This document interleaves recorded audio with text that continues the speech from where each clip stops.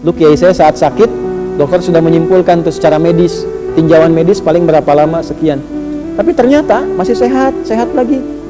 Tapi beliau kalimatnya begini, ya Allah, kapan waktunya itu, katanya, dari rindu, kapan waktunya pulang nih? Tuh.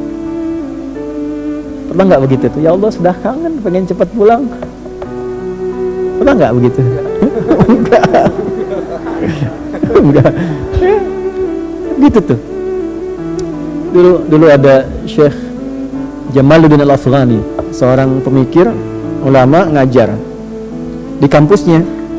Terus tiba-tiba beliau tuh kurang sehat gitu. Akhirnya dianjurkan untuk di MRI ya.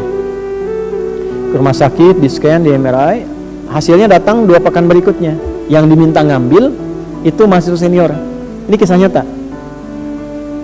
Begitu diambil, diterangkan kan oleh dokter, tahu isinya. Itu sepanjang jalan nangis, gak sanggup masuk kelas, sayanya sedang mengajar. Sayanya sedang ngajar, gak bisa masuk, duduk nangis, terus viral di mahasiswanya, semua nangis. Saya nanya, kenapa kalian menangis?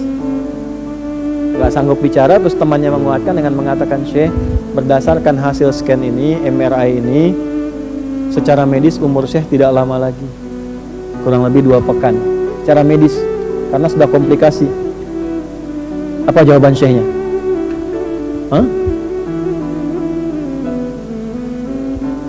Bagaimana jika ada yang sangat merindukanmu, ingin bertemu denganmu? Kalian senang atau sedih? Ibu nih rindu anak gak pernah ketemu, Bu. Sekolah di luar negeri, sudah 10 tahun, mau ketemu ibu. Ibu senang gak? Senang kan? Senang, kata mereka. Allah itu sudah kangen sama saya. Saya pun sudah lama kangen sama Allah. Sebentar lagi saya ketemu. Kenapa kalian mesti nangis? Tuh. Ketemu Allah, gak pernah lihat, dikasih oksigen, kasih hidup, Insya Allah, kasih kenyamanan, kasih nikmat. Gak pernah ketemu, gak pernah lihat. Pengen lihat, kangen, pengen lihat. Masa gak pernah kangen? Masa gak pernah rindu? Faman kana yarju liqa'a rabbih, siapa yang sudah rindu ketemu Allah, falyamal amalan shalihan wala yusyrik bi ibadati rabbih ahada. Tiap Jumat tuh kita karena kangen. Masa nggak kangen sih? Imannya di mana masa nggak kangen sama Allah? Sama Nabi kangen kan kita, kangen, rindu sama Nabi. Nggak pernah ketemu, sayang kita nggak pernah rindu, kita sholawat terus nggak pernah ketemu. Sekali kita ke Madinah, masya Allah, tenang. Terus waktunya mau ketemu. Tapi pas mau ketemu, kotor, badannya kotor, hatinya kotor, mulutnya kotor, malu kan ketemunya. Kayaknya perbaiki. Sebelum waktunya tiba, semua teracak-acak, semua berantakan. Perbaiki dulu diri kita tuh. Jadi ayah masa ketemu Allah, anaknya begitu, malu kan ketemu Allah. Pas ditanya anaknya begitu, gak kenal Allah, gak bisa sholat, malu. Ini.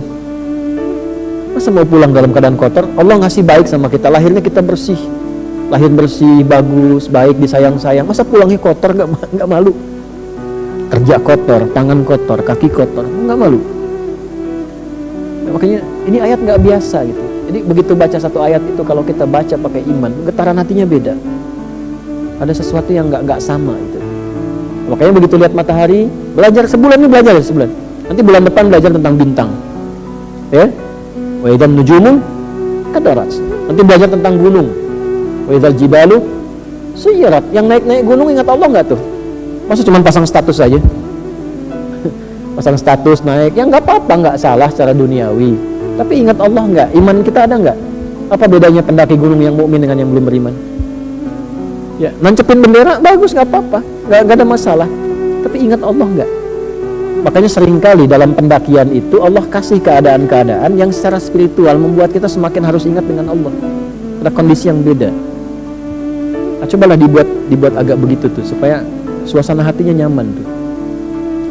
Jangan diem kayak jam, diem dari tadi jam 9 tuh.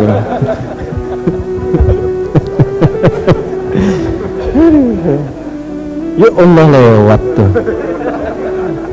Tadi tuh saya bau apa? Mana jam tuh?